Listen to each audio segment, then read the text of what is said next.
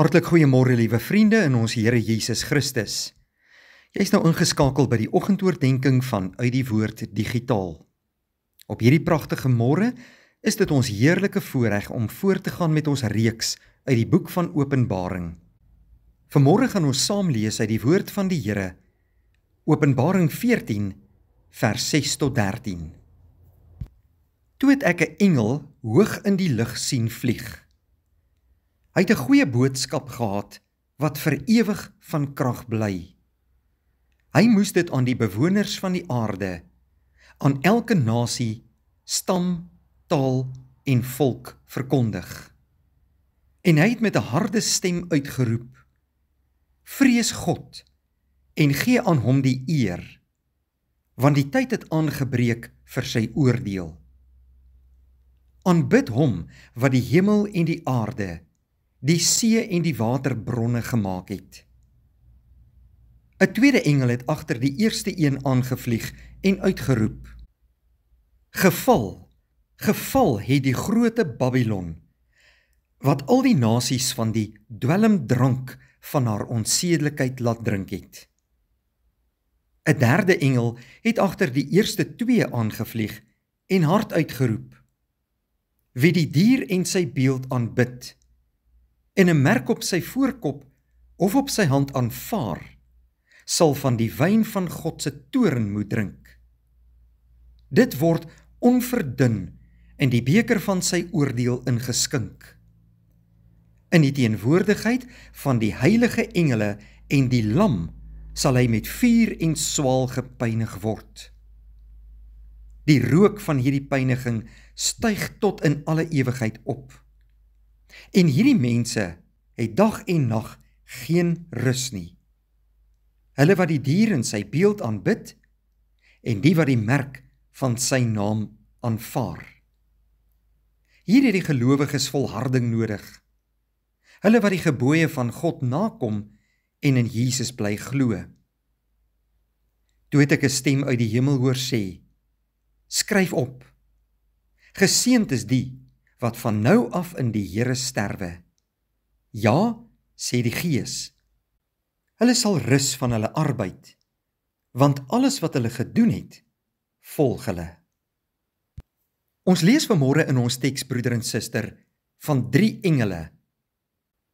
Hierdie 3 engele wil elkeen 'n dringende boodskap oordra. Die eerste engel vra dat God as skepper aanbid moet word.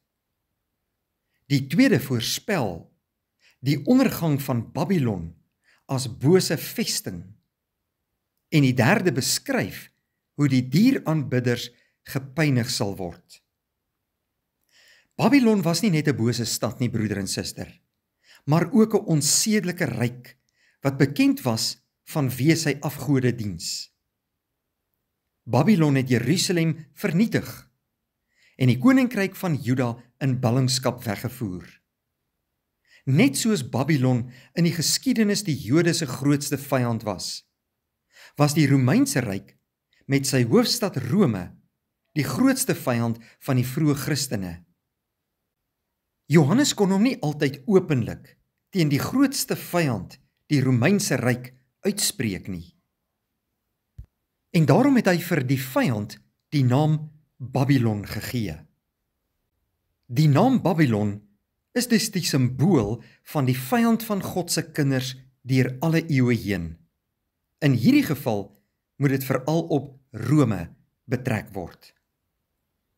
Almal wat die merk van die dier ontvang en deel van sy ekonomiese stelsel sal word, sal uiteindelik deur God geoordeel word. Hulle sal uiteindelik die beker van God se toorn moet drink. Dit beteken, geliefdes, dat God sy regverdige oordeel oor hulle laat kom, omdat hulle volhardend en hardnekkig geweier het om hom te aanvaar. Die aanbidders van die dier moet die gevolge van hulle keuse dra. Hulle sonde lei daartoe dat hulle uiteindelik ewig van God geskei sal word. Die mens is na sy beeld geskape en hunker daarom na gemeenskap met God. Daarom is 'n totale skeiding van God die heel ergste wat met die mens kan gebeur. Sonde bring altyd verdriet, maar ons word nog in hierdie lewe die geleentheid gebied om berou te hê en ons verhouding met God te herstel. As ons in hierdie lewe kies om teen God te werk en nie sy kinders te word nie, sal ons ook nie in die toekomende lewe by hom kan wees nie. Niemand word gedwing om van God geskei te word nie, en geen mens word toevallig of per ongeluk in die ewigheid van hom geskei nie. Dit is jou keuse. Na die boodskappe van die 3 engele aan die goddelose mense, bemoedig Johannes die gelowiges om 'n volhardende lewe te lei totdat hulle in die Here sterwe.